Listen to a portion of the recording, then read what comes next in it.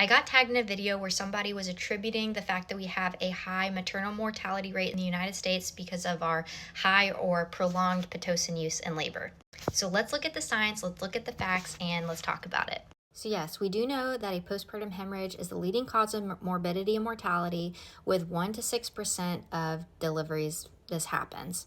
So your uterus is a muscle, and if you have uterine atony, that means your uterus is boggy, it's kind of flaccid, like it's not contracting, then that is what can cause a hemorrhage, because that blood is just kind of freely flowing and your uterus isn't contracting like we want it to. And again, there are a lot of different reasons you can have a hemorrhage, but uterine atony, that is the most common reason. If we're looking specifically at uterine atony, that's that soft uterus that we don't want, reasons that can happen is high maternal parity, chorioamnionitis, or prolonged use of oxytocin.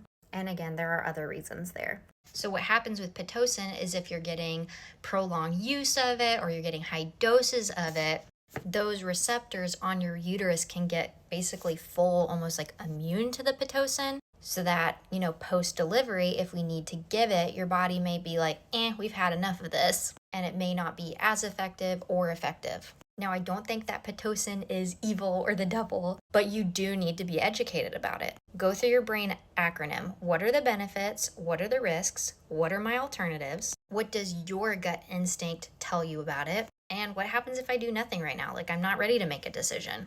I think that there are times that inductions are absolutely necessary, whether it's for medical reasons or it's just personal choice. Maybe you don't have reliable childcare. There are definitely situations that I think that's what's best for the parents. But it is so important to make sure you're educated about it, be in conversation with your provider or your nurses, and just know all the facts.